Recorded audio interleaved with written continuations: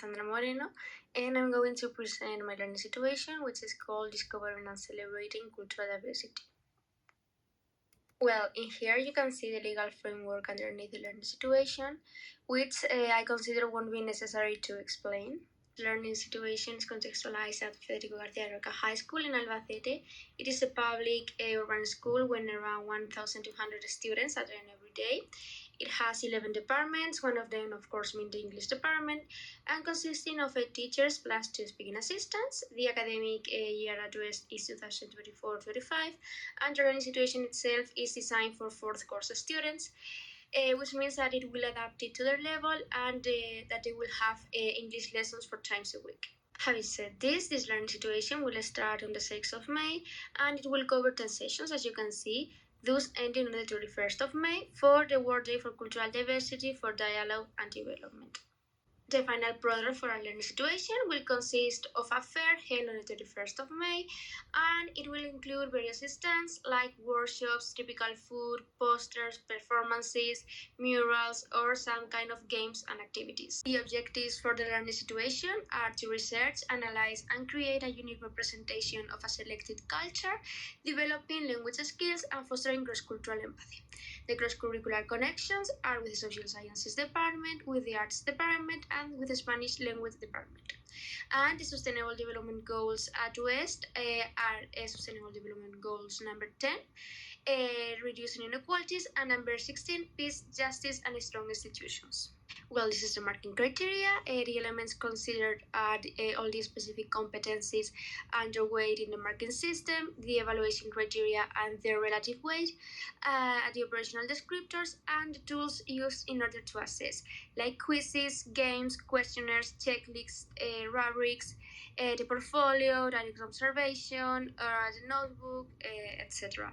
Now, the first task focuses on creating an interactive map showing cultural traditions and celebrations from different countries. It will be created and presented by students. The task is divided into 3 sessions. The first one is an introduction. First and foremost, to trigger their attention, we will watch a short video related to cultural diversity, and you will have to reflect on it. To continue, we will debate a little bit on the topic, and we will do a brainstorming according to the following questions. What makes a culture unique, and why do you think cultural diversity is important? Then we will give them some copies with a map drawn on it, and some cards with country names and its traditions or cultures. They will have to place its tradition to the correct place, and suggest others that may come to their minds. After correcting it, we will introduce the task where some groups will be made and assigned a culture based on the map. This is the culture they will be working on throughout the whole learning situation. For the second session, the students will be tasked with gathering some information on their assigned culture or tradition in order to complete this template that they will be given. We will then continue with a review of the verb tenses and vocabulary with some exercises to practice. Here are some examples. This revision will be helpful for them when writing the drafts, as the following activity will consist in preparing a brief draft based on the research, which will include the name, picture, and description of the tradition. They will work within their tradition groups, gathering all the information each member has in order to improve and share their ideas. The final activity will be to create a full-size physical mural with a map of the world where each group will place their tradition and present it to the rest of the class. Finally, we will do a fill in the gaps activity with the lyrics of a song. The song will be Waving Flag since it carries themes related to the topic of our learning situation. The learning situation covers the following objectives, competencies and basic knowledge, and the resources needed entail digital devices, stationery for the physical map, and also resources for the interactive world map. The marking criteria for this task is the one that follows, which is similar to the one that has been previously explained. The tools to assess in this task have to do with questionnaires, quizzes, clickers, checklists, rubrics, direct observation, or the interactive map. In order to assess comprehension and acquisition, there's an example of questionnaires done with clickers, which is a free and accessible tool that helps teachers assess their students and collect instant results in the classroom.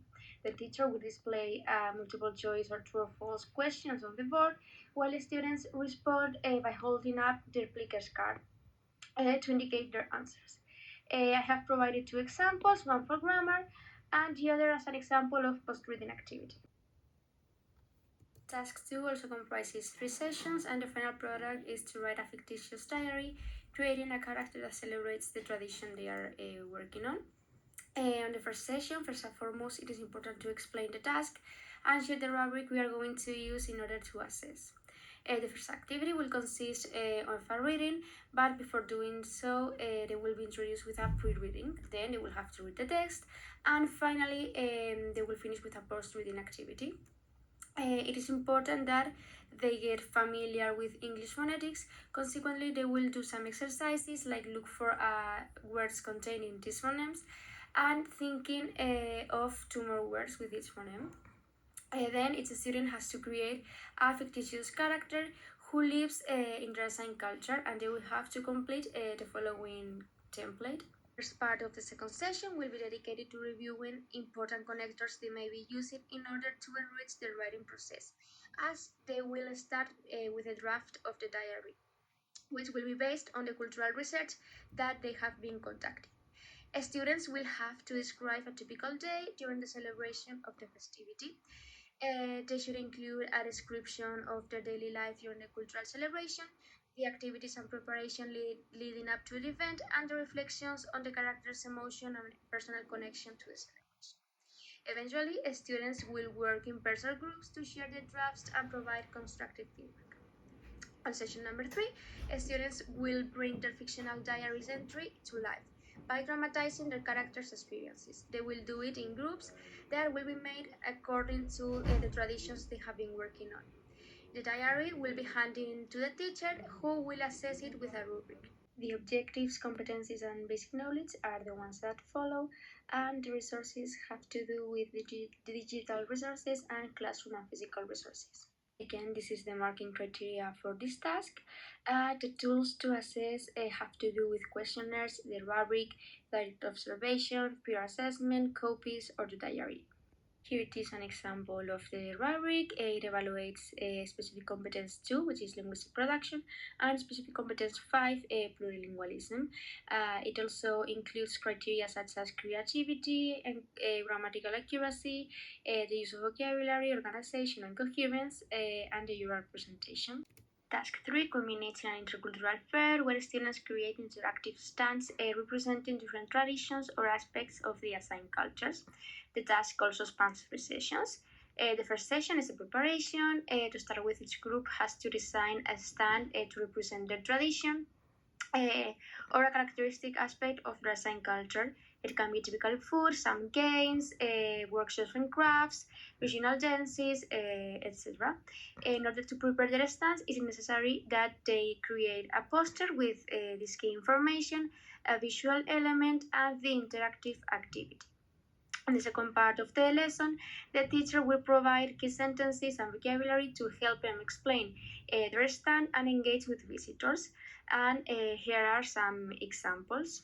In the second session, students will present their stand to their classmate as if they were hosting the fair. Every group member will practice explaining the tradition by using the poster, visual element, and interactive activity.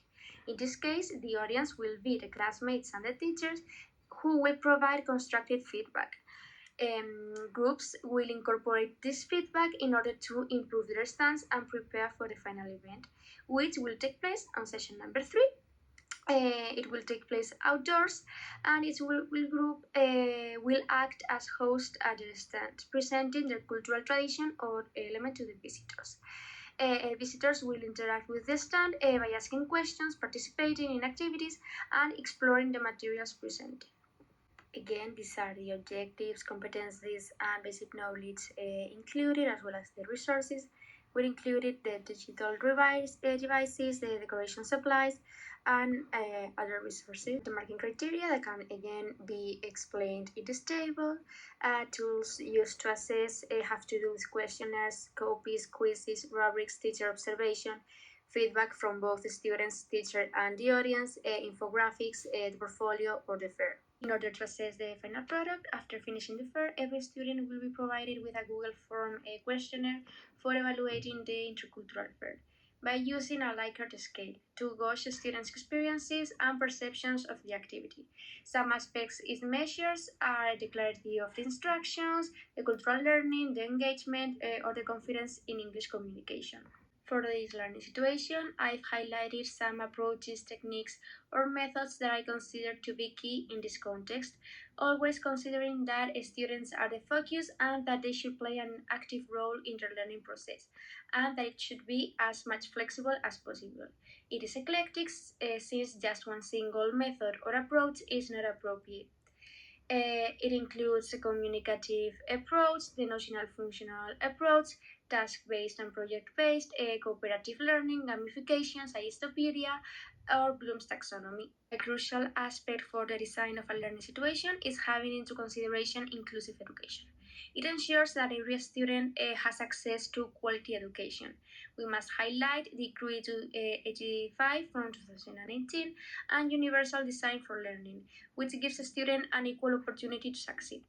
In the context of the proposed learning situation, two students with special educational needs have been identified, one with dyslexia and the other one with attention deficit hyperactivity disorder. Here are some measures to take into account for every specific task. In order to conclude, I would like to share a quote by Kofi Annan that says, nothing can be more dangerous to our efforts to build peace and development than a world divided along religious, ethnic, or cultural lines. In each nation, we must work to promote unity based on our shared humanity. That's all. Thank you for watching, and I hope you've enjoyed my learning situation.